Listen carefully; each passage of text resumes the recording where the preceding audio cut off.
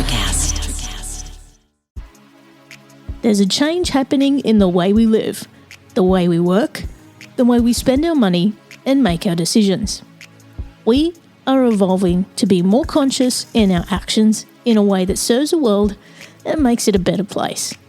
Welcome to the Ethical Evolution.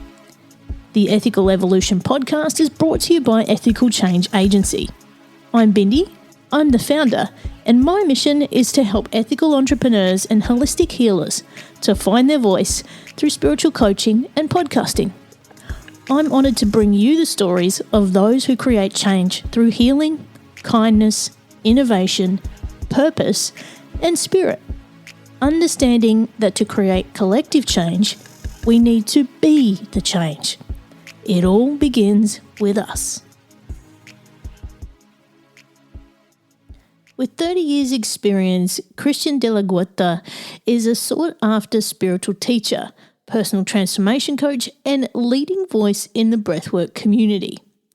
He's travelled the world offering inspiring and transformational retreats combining psychological and spiritual teachings with lasting and life-changing effects.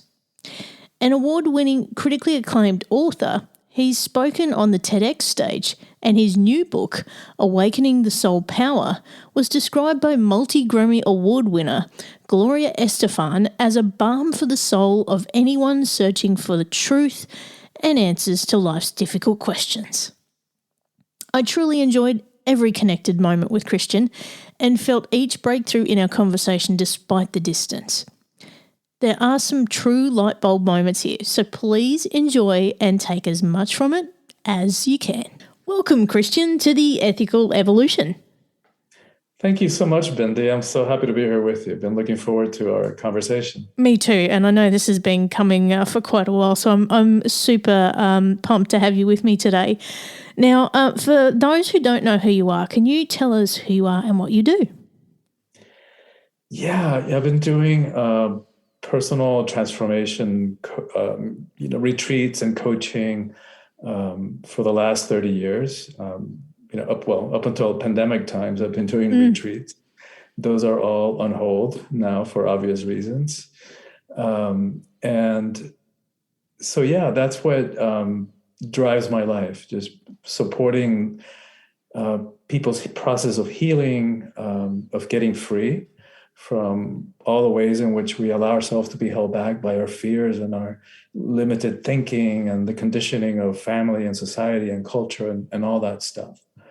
And that's where your work resonates with me. Absolutely. And I've, as we were just saying offline, I've just started reading your book, which is Awakening the Soul of Power.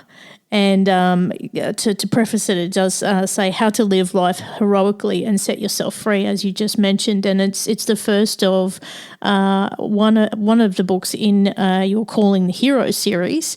And as I said to you, I've just started reading it, and it's one of those books that you can't put down. Super effortless to read, and it really resonates with me, I have to say. So, and I've only just started, but can you tell us a bit about your journey and why the book? Yeah, that is a really good question, because I'm an unlikely person to be writing about heroism and personal empowerment. I was born in Cuba, so lived in a communist regime for first 10 years of my life. So, as you know, talking about personal empowerment in one of those settings is kind of ludicrous and laughable, because there is no such thing. Only the state has power. And also I was raised in a very Catholic family. I'm one of 9 kids. And I really honor my parents for that, because there was actual possibility of danger and threat in maintaining your religion in the beginning of the revolution in those days. But again, very hierarchical power over mostly patriarchal relationship to power. And so when we came to the States, I didn't speak a word of English. It was not a fun time as I look back on that. And I was a good student. It's one of the benefits of having been raised in a communist country, is that we we had a TV, but there was nothing worth watching. So we grew up reading, and we grew up inventing and creating our own games. And I'm really grateful for that. But here's how, I mean, like, I know self-doubt. My entire adolescence was one long depression. As I struggled with, identity issues and where I belonged and all that kind of stuff. And what's interesting, I mean, it's like, having been such a good student, that I actually subconsciously sabotaged my grade point average. I had all A's except for one B my last year. And I didn't set out to do this intentionally, but looking back on it, I know that I subconsciously sabotaged it, because there is no way that at that point in my life could have gotten up in an auditorium filled with hundreds and hundreds and hundreds of people. So it's interesting that coming, like, flash forward, and I speak now all over the world. I've spoken at dozens of universities on the TedX stage. And so testament that these teachings that I'm writing about and that I'm living and espousing, they actually work, that we can actually use them to overcome and transcend any kind of trauma or limitation that we have taken on along the way. And so it works. It works. I know, like, I walk my talk. I know that if I can do this, anybody can. And today is like, no matter the circumstances of my life, no matter the details of my life, a relationship works out or it doesn't, a project succeeds or it fails, in quotes, never, ever do I question my sense of self, my self-worth. That is established and unshakable. And, I think that's a bit of a theme for people nowadays, is they're so concerned about what other people think. They're so concerned about, everybody else but themselves, and they actually give away their power in doing that. Is that something that you help people through? Yes, and this, you started to ask me too, like, what inspired this book. And so one of the inspirations for this book was my older sister. All 9 of us, we were pretty close in age. It was 9 kids in 12 years, no twins. Wow. And my older sister, I know, it's like, that's what I mean about the Catholic family. Further evidence that the Catholic roulette does not work. It's not very efficient. But my sister was a natural born leader. Like, when we were kids, she would like boss around not only the 9 of us, but the entire neighborhood of like 20 kids. And not in a bad, bossy way. She would just say, hey, let's go do that. And we would all say, okay, let's all go do that. And when she had puberty, Bindi, I don't know what happened, but she turned that off. Right. I don't know if somebody told her something or whether she just picked it up through osmosis, that women didn't behave that way, that women had a different role to play. And she just turned that off. And I've always found that so tragic. And so what I've realized over the years of doing, retreats and workshops, is that most of us have an ambivalent relationship to power, maybe even conflicted. Like, part of us wants it, part of us is afraid of it. And I think that what we fear is that if we really, really stepped into our power, that other people would reject us, that would be threatened, and we might end up rejected and alone. And we also fear that we might abuse it. And no wonder, like, all we got to do is turn on the news or read the headlines online any given day and witness at least one abuse of power. And what good-hearted person wants to do that? And add to the mix that we've been conditioned to believe that power is bad, that power corrupts, and absolute power corrupts absolutely. What they didn't tell us about that quote is that Lord Acton was speaking specifically about political power, not personal power. And so when you add to that mix the fact that we've also been conditioned to be afraid of the emotions, somewhere along the way somebody decided the emotions were weakness, and especially for guys, like, little boys don't cry, and it's like, wait a minute, why is that? Because only little girls cry, and so we've got this misunderstanding about the feminine. Like, we've labeled the feminine weakness. It's like, wait a minute, what a faulty assumption that is. Like, if you want to talk power, let's talk about the power of creation, the resilience, the ability, the courage that it takes to create life and to be a vessel for life. And what used to be spiritual teaching, that everything is energy. Now we know from quantum physics that it's true. Well, that means the body is energy. The emotions are energy. Everything is energy. Energy cannot be destroyed. And so emotions are not good. They're not bad. They're not weakness. They're not strength. They're just energies coursing through our body. And so when you put all that into a mix, what happens is that we end up giving away our power, our innate, inherent power that nobody can give to us. Nobody can take away. We are the only ones who can give it away. And the sad part, Bindi, is that we give it away for the lamest, the saddest of reasons. We say yes when inside we feel no, for an illusion of security. We sell out on our power. We diminish ourselves for a false sense of acceptance, and we settle for crumbs, for morsels of pseudo love, and that's sad. And it all comes from misunderstanding power. And so what the message of this book is that there is a way that we can step into power in a way that's not about abuse or that doesn't have to be corrupting, that doesn't have to be about fear or force or domination or hierarchy or manipulation, that there's a way that we can step into power that doesn't require that we push anybody down, step on them, in order for us to feel powerful. And so that's what I carry people, by the hand through in this book. Yeah, and oh my gosh, there were so many things came up for me there and what you just said. And, really it's about empowerment, isn't it? Particularly when we look at, feminine energy and feminine power, that is some of the most incredible stuff. I have some very, very powerful women in my life, and, I can see the stuff that they carry. And it's just like, wow, if they only made that more visible. Like, women carry so much power that we don't see. Oh my God. Yeah. And it's and men do as well. And men do as well. This is not to put men down in any way. No. Obviously.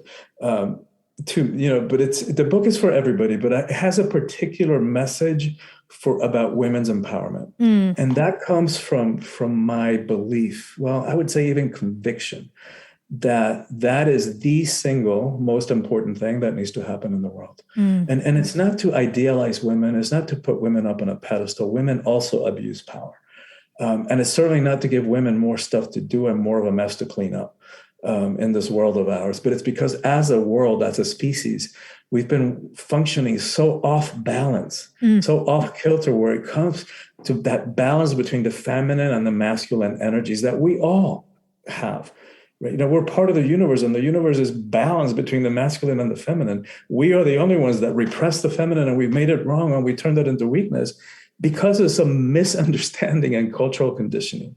And to me, when women are in 50% of power in the world, we're going to have a very different relationship to war and poverty and hunger and how we treat the environment, et cetera, to all of it. So that's why I think that is the single most important thing that needs to happen in the world. Yeah, and it's a really good point that you make, and I don't mean to be banging the feminist drum here, but when you look at women in power, let's say political power or even corporate power, they tend to have a healing energy that comes with that. They're not here to cause destruction. They're here to actually right the balance. And it's that mothering aspect that they carry with them that helps in that healing. So you actually find their approach in a corporate world or even in a political world very, very different.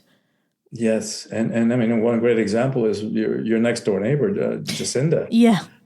And the way that she has handled, the pandemic, like what a difference compared to with balancing strength and compassion. And I think that's what I mean by soulful power. It's like, that there is a way that we can assert our power from a place of heart that doesn't need to prove anything to anybody. It's like to me, when we see certain political leaders that shall remain nameless, who have all the power and all the money in the world that you could ever want, and they are so miserable and thin-skinned, and the slightest tweet just sends them into total insecurity and overreaction, and it's like so childish and adolescent. But in a way, it's a great service for us to see that all these external things don't mean anything, that they cannot make us happy, and that the only thing that makes us power is within each one of us. And that's something that came up for me when I started reading your book, where you talk about slaying the dragons within. So all of us being our own hero, it's not so much about, like in cave times where, they were fighting the beasts and all that kind of stuff. It's now the dragons that we're slaying within, isn't it? Exactly, which is also the work that you take on, both in your coaching and with the ethical approach in corporate or nonprofit structures. It's like, how do we do that? How do we take a stand? Because it's a journey of empowerment. So we're not talking about becoming doormats, but it is understanding why we do the things we do, and why do we becoming more self-aware. To me, that's those fighting those inner dragons. Most of us are walking around completely unaware of what we're doing. Like myself, I didn't know that I subconsciously sabotaged my grade point average because of fear. I just did that. It wasn't a conscious thing. And most of us are being driven by these subconscious fears and unresolved traumas from childhood that are still having an impact on the quality of our lives and the quality of our relationships. So there's no way around it. If we want to be free, if we want to have a sense of personal empowerment, if we want to be able to have a sense of purpose in this life and be happy, what you're talking about, which is going within and facing ourselves and facing our inner dragons, there's no way around it, because nobody else can do that for us. Nobody. That's it. And they'll just keep coming back for another fight until you do something right. Exactly. Yeah. Exactly. Now, one thing, when we talk about empowerment and we talk about personal power, as someone who is, fairly self-assured and confident, I quite often find people are intimidated by me. So they find me a little bit scary. And, I'm not that by any means. Do you find that that's a theme that people who are finding their personal power and have that confidence and empowerment are experiencing? Yeah, I've been told that a couple of times too, that they find me intimidating, and I was like, really? in my perception of myself, I'm so not intimidating. Yeah. But I think you're right. I think people detect that, so when somebody is in touch with who they are, and just have gotten to a point in life where they've figured out that we can have healthy boundaries, that we know how to say no, that we get clear about what works for us and what doesn't work for us, and we have the courage to communicate that. That's, for some people, that might be intimidating. And yet for me, that's the way that we should all be. Yeah. And that's the only way that relationships can really work, if both partners are coming from that place. Otherwise, there's too much of a power struggle and an unhealthy subconscious stuff going on in a relationship. And I think in reflection, it probably says more about the person who feels intimidated. Totally. Yeah. Absolutely. Now, you also do a lot of breath work, which is why I'm wearing my Breathe shirt today. I was wondering about if that was to honor breath work. Thank you for doing that. Now, can you tell us a bit about, the actual breath work that you do with people? Yeah, and that's a big conversation too, because as you know, breath work it's a broad umbrella term. There's encompassing a lot of different breathing practices and techniques. And so the type of breath work that I do it's an old yogic practice, but it was discovered independently in the West, in the San Francisco Bay Area, where I happen to be visiting now, and where I used to live 10 years ago, quite by accident, by some guy, Leonard Orr, who was sitting in a hot tub and was experimenting and playing with his breath, and then boom, had this amazing expanded state of awareness. So I come out of the psychotherapy tradition. My dad was a psychiatrist. My degree's in psychology. And I was on a track to get a PhD in psychology. And when I discovered breathwork 30 years ago, I jumped tracks. I never went for the PhD. And the reason for that, Bindi, is that it works so fast and heals so profoundly at so many different levels. I don't know anything more effective in terms of clearing past trauma. And I'm talking serious stuff. I work with people that, have experienced rape and sexual abuse and loss of, like violent loss of loved ones and that kind of thing. And that gets cleared. It gets healed. And I know that sounds too good to be true, because not only does it heal trauma, but it heals mentally, emotionally, spiritually, and even physically. And yes, I know, to the skeptical scientific part of me, that still sounds too good to be true, even 30 years later. But I can't argue with results. It works and it has permanent effects. And, they haven't done the science yet in terms of, like, they've studied a lot meditation, what's happening in the brain, what's happening in the body. They haven't really done that with breathwork yet. So the way that I can speak about it, that makes sense to me about how it works, is it's going back to what we're talking about, energy and the emotions.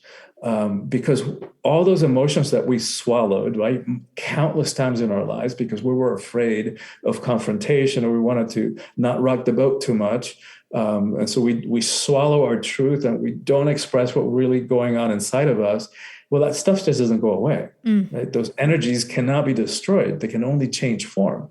So they get stuck in the tissues of the body. And after years and decades of doing that, we walk around with layers upon layers upon layers of repressed emotional crap.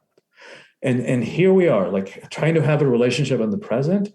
All of it is getting filtered through that lifetime of unhealed past trauma and suppressed emotions. Like, yikes, I don't know how any relationship can work, because we haven't been taught how to approach them, how to hold them.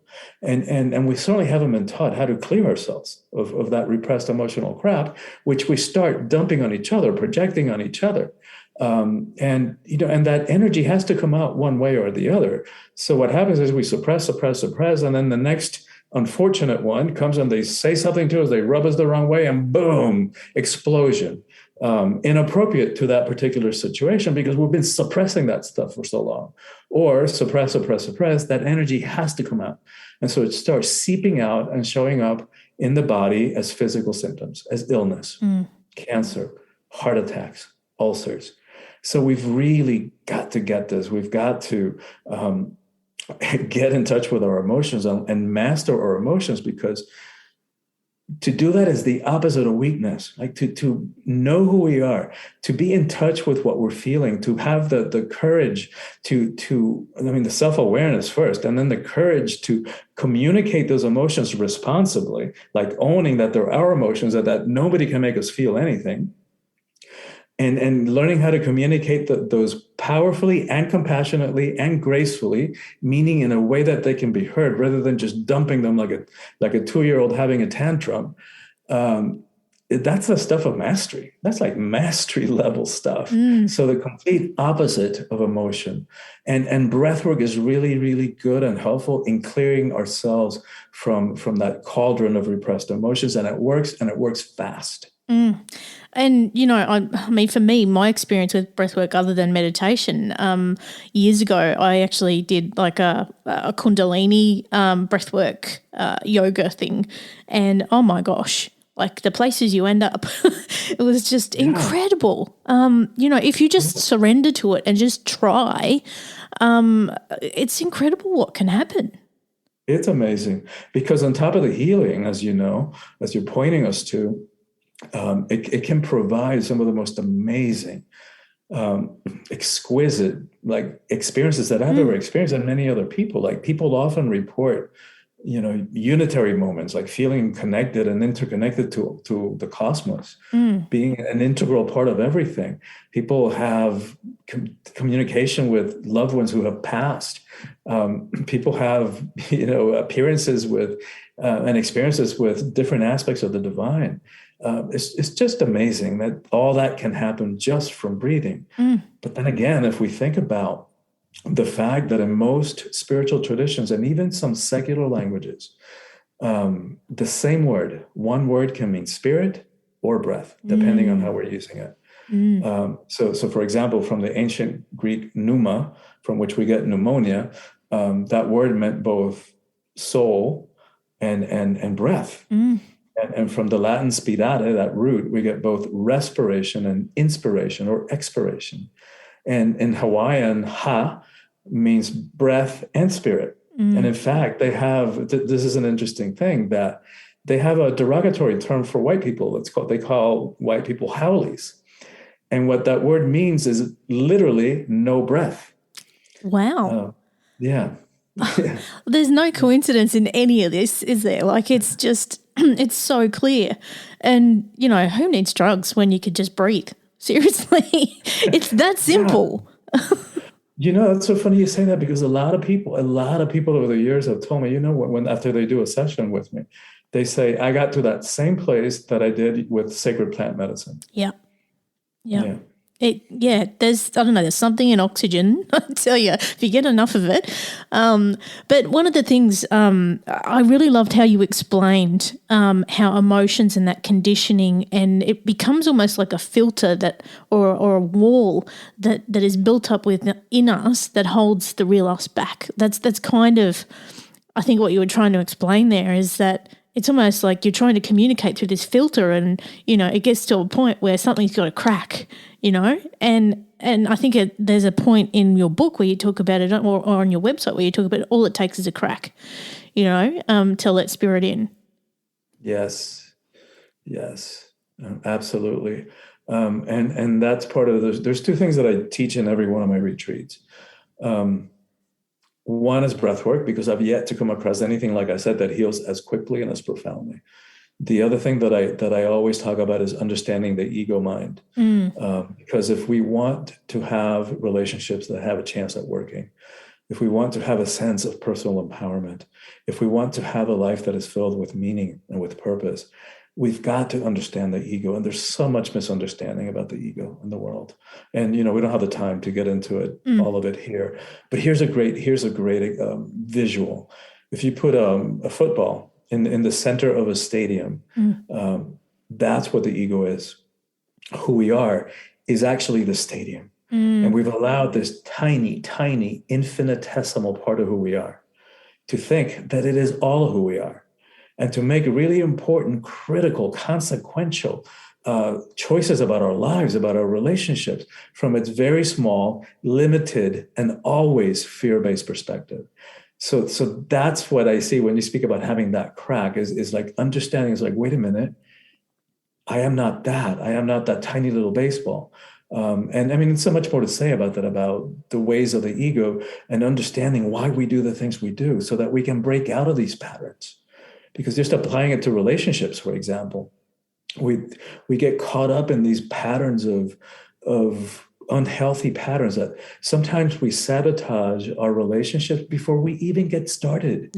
By falling for people who are not a match, people who are not available. They're either with somebody else, or they live on the opposite side of the world, or they're just not there. And so if we want to have relationships that work, we've got to look within and to see, why do we do the things we do, right? Because it's like we were talking about earlier, most of the stuff is subconscious.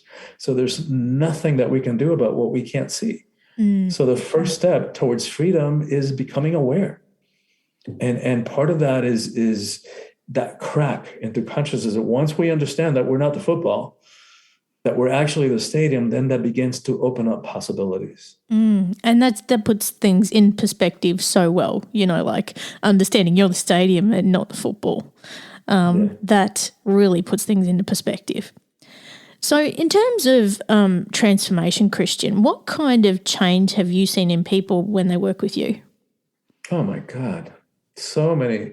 It's just so profound. This week alone, I've probably, I've been here 3 weeks. I've probably done 15 private one-on-one sessions. And just one story after the other. Just a couple that come to mind, not from this week, but from the past. One of my favorite stories is this woman who was in her 50s, vice president of a global multinational corporation. So really in her power in that area. But in her personal life, she was a mess. She had never had a real relationship ever. And she had all these other kind of self-sabotaging patterns of behavior.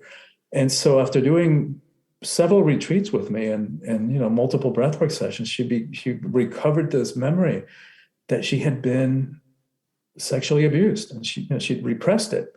And over the course of time, as she went deeper and healed that, and began to remove her subconscious obstacles to love, right? Because what happens is if we have either self-esteem issues, or if we've got fear about relationships, fear of getting hurt, fear of being cheated on, fear of being abandoned, all the stuff that relationships bring up for us, that most of it remains unexamined. So what we end up doing is like, one hand, come here, and with the other one, oh, not too close, come here, not too close. And so once she started realizing why she had these self-protective mechanisms in relationship to men specifically, and she cleared those with breath work. I think that was on Sunday when she had her finally breakthrough and realization. On Tuesday, she was having lunch with a friend, and she said, "Oh, I don't know why I haven't made this connection before, but you've got to meet my friend so-and-so. I think you guys would hit it off." Long story short, I married them. Get out of town. Seriously. I know.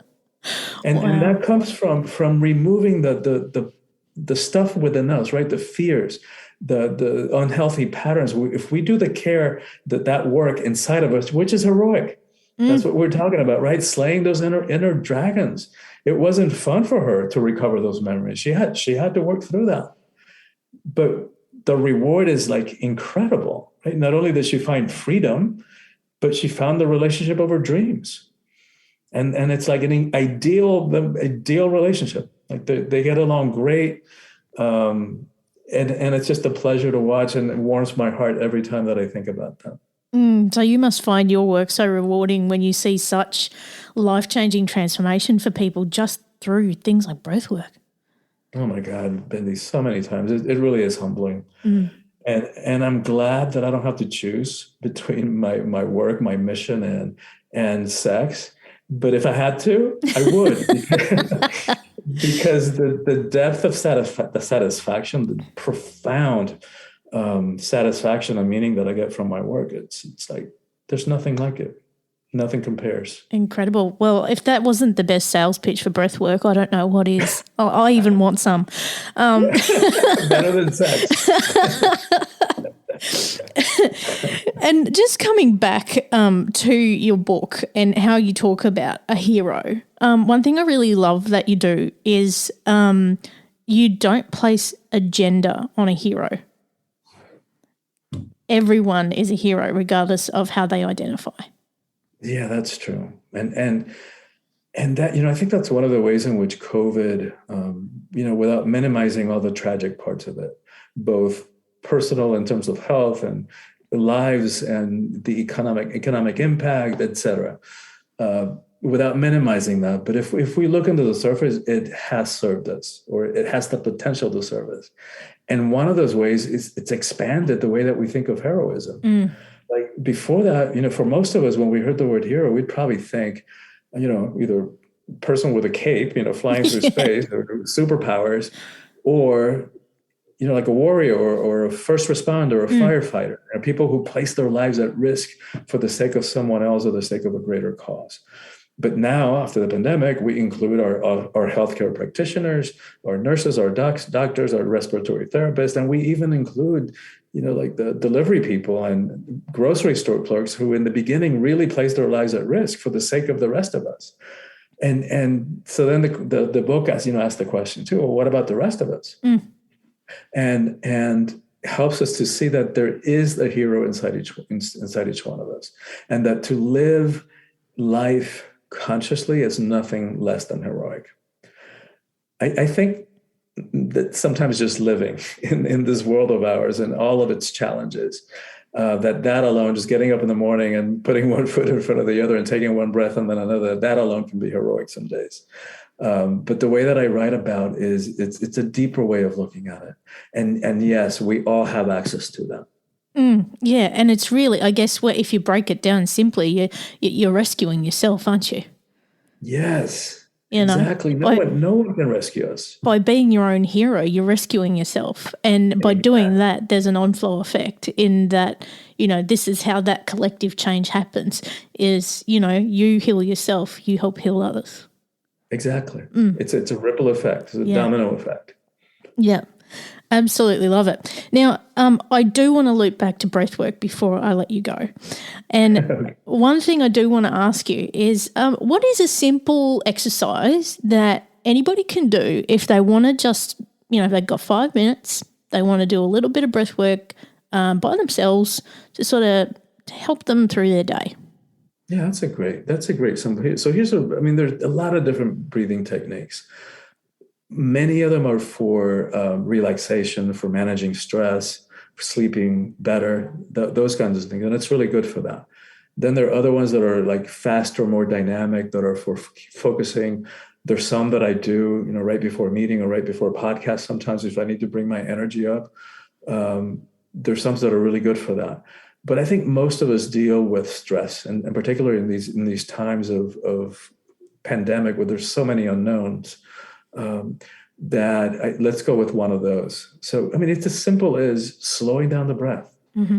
Because if we notice, connecting it back to the emotions, when we get upset, whether it's anger or fear, when emotions come up, the first thing we do is shut down the breathing, right? Or we either stop breathing or we just breathe really shallow breath just up to our throat, just the bare minimum. And that's what actually anchors all those emotions in the body. So one thing that to remember is if your audience remembers nothing else, when they start getting upset, whether they're stuck in traffic and start getting frustrated, or right before the argument's about to go south, pause and slow down your breathing. Just slow it down. As simple as that. That changes everything. There's swamis in India that have that much control over their body that they can tell their hearts to slow down. And they do. They can actually, some of them mimic states that are so relaxed that they're practically indistinguishable from death. So they're like death-like states. Most of us aren't there yet, and we'll probably never to master our bodies that much. But anybody can slow down the breath. Anybody. All it takes is the awareness and the choice and a little bit of discipline. But it's easy to do, right? So if we slow down the breath, the heart has no choice but to slow down. It has to slow down. When the heart slows down, the whole body begins to also slow down and relax, and the nervous system begins to quiet down. But it takes that moment of awareness, right? If we wait a little bit too long, we just go over the waterfall. So we have to nip it at the beginning, right? Right at the first signs of, say, going with the upset. What does it feel like? We all know what it feels like. We're about to get upset. The heart starts beating faster. We get flushed. Our hands get sweaty. We stop breathing or start breathing shallowly. That's a moment of choice, right? Before it's too late, pause, slow down your breath. Buy yourself some time. Hey, Bindi, I really want to get through this, but I can't do it right now. I'm going to go sit by the water. I'm going to go walk around the block, calm myself down, and then I'll come back and we'll continue. But I can't do it right now, right? Buy some time until you can calm yourself and then think clearly and come back and complete the conversation. Yeah, and there's many people who say to me that, because it's the first piece of advice I give to people when either they're stressed or upset, is just breathe, slow down and breathe. And there's friends of mine who say to me, I can hear your voice in my head just saying, just breathe. And to the point where, yes, I have the shirts. I've even got a tattoo on my arm that reminds us to breathe and how important it is. And I do share this quote quite a lot. And I think it is a little bit of a modification from a quote from Buddha or Gandhi, actually. It's the first thing we do when we're born, and it's the last thing we do when we die, but it's the breaths in between that count. Oh, that's beautiful. Yeah, and that's such a beautiful connection to the breath, because it's true. The breath is our most loyal, our most faithful companion on this journey of life, on this journey of embodiment. And it's the true point of self-awareness, because if you're not even aware of the oxygen going in and out of your body, you're completely out of touch with yourself. That's it. That's it. The oxygen and the life force, prana, chi, ki, the energy that animates all of life in creation. Now, one question I love to ask guests, Christian, is what does being ethical mean to you? Yeah, I mean, I guess ethics to me means about knowing right from wrong, right? It's about how do we live our values, or how do we live a moral life? And I've done a lot of thought about this because as a gay man, having been born in a Catholic religion, and there was part of me who wanted to be a priest, who wanted to serve the sacred as I understood it then. And yet there was, I was being told by the religion in which I was raised that I was anathema, that I was gonna burn in hell for eternity. So how to reconcile that? That explains for the most part why my adolescence was so confusing and one long depression.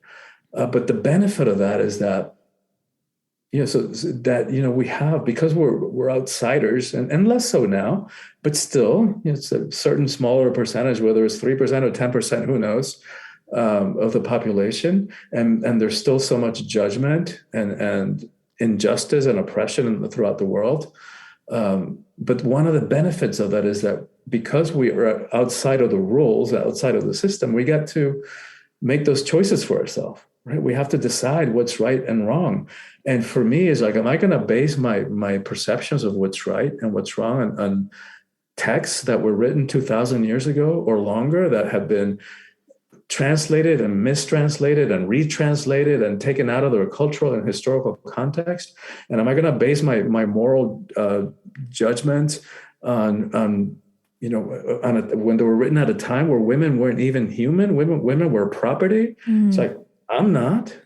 I don't. But then if we don't, how do we navigate that question about what's right and what's wrong? So I've come up with this kind of, different systems, and we don't have a lot of time to get into that.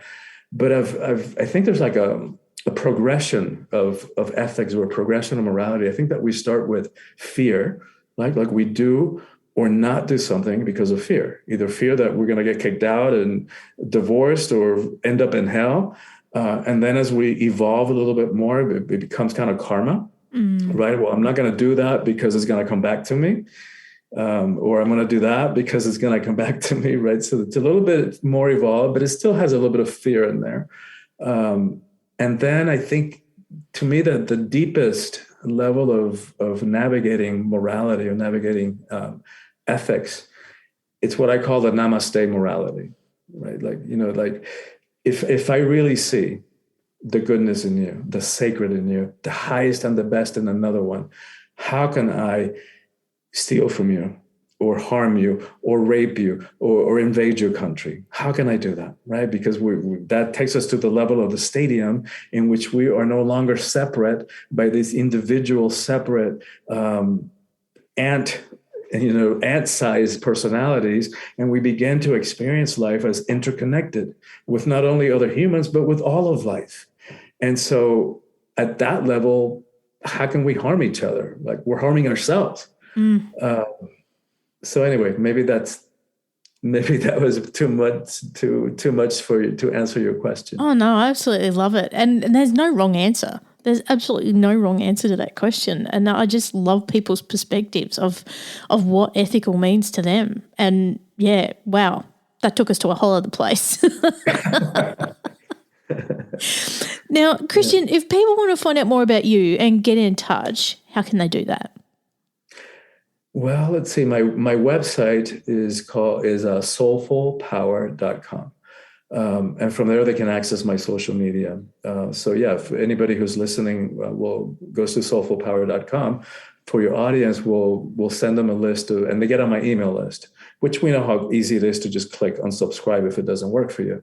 But just by virtue of getting on the email list, they'll get a sample chapter from the book, and one that talks about heroism, what it means to live heroically in the 21st century. And they'll get some power practices that are designed to integrate some of the concepts into our lives, so that the teachings and the concepts don't stay at the level of information. Because we don't need more information. We've got information overload. What we need is transformation. And that comes from like really applying and integrating the teachings into our lives. And that's what those practices are designed to do. And then they'll also get a guided meditation that I recorded, particularly for these pandemic times. So it's about trust and supporting us teaching about what trust is. And so the guided meditation is about helping people get into that level of trust. That's that experience of trust in these times of chaos and uncertainty. Awesome. And I got the last big question for you, Christian. What's the change you'd like to see in the world, and how can we bring it to life? Wow, that's a big question too. All right, here's how I think about all this and what drives me. And it's paraphrasing Einstein, that you can't solve a problem from the same level of consciousness in which it was created. So, when I start thinking sometimes about all the problems that we're facing, that's any one of them, just environmental crisis, just one thing like that, not to mention terrorism or the polarization, et cetera, social injustice, hunger, war, all these things, like any one of them is completely overwhelming. So, but when I think about, oh my God, how are we going to deal with any one of these, not to mention all of them? And I think, you know what, it's the only way that we're going to dig ourselves out of this hole that we have dug ourselves into collectively has to be a leap in consciousness, a spiritual revolution, for lack of another word. Because it has to be that we pull ourselves out of the hole and we see ourselves and each other and life and the world from a different perspective. And so that's what that quote means to me. That we are in at the same time that all this incredibly scary stuff is happening at this time, that there are also a lot of good news, and there are a lot of people that are waking up and beginning to realize that interconnectedness, beginning to realize that stadium interconnected consciousness, and the fact that we're all interconnected, and that's, by the way, that's another way in which the pandemic is helping us to see that. Wait a minute, the only way we're going to conquer this is by all of us working together, because with globalization and traveling the way it is like, until everybody's got it knocked out, it's going to still continue mutating. So anyway, that's what drives my work. How can I support that global awakening? And so now sometimes I think when I get overwhelmed, it's like, oh my God, what am I going to do about? What can I do about the environment, or what can I do about terrorism? What can I do about a pandemic? And then I say, well, you know what? I'm just going to chill out and go to the beach and eat a lot of dark chocolate and have a lot of sex. And then I say, you know what? Chill out, dude. Slow down, pull myself back, I reel myself back. And I said, right, what can I do? And the answer is always the same, right? Continue to heal myself and wake myself up, continue to remember as much as I can who we really are, and help as many people as possible to do the same, right? All right, that I can do. I will do that. Yeah. And this is why the universe has put you and I here right now, because, that's the whole mission of the ethical evolution, is that, we are one by one getting that consciousness, and we are one by one being the change we need to see in the world. So it all starts with us. Without us changing, nothing else changes. Amen, sister. So there you go. Yeah. So thank you. I mean, thank you for not only for having me on the show, and I've loved our conversation, and I know you and I could continue talking for a long time, and hopefully we will one day. But also thank you for hosting the show, because of what you just said, that in your willingness to do this, it's that ripple effect. Many people are being impacted and being reminders like, hey, wake up. We need you. Yeah, which is what you say in the book. You are the help, right? So, look, Christian, like you said, I could talk to you all day. This has been absolutely magic. Thank you so much for being a part of the Ethical Evolution. Thank you. Thank you, Bendy. Thanks for listening to the Ethical Evolution podcast. If you're ready to be the change and would love to work with me on finding your voice through spiritual coaching or creating your own podcast with impact, visit ethicalchangeagency.com.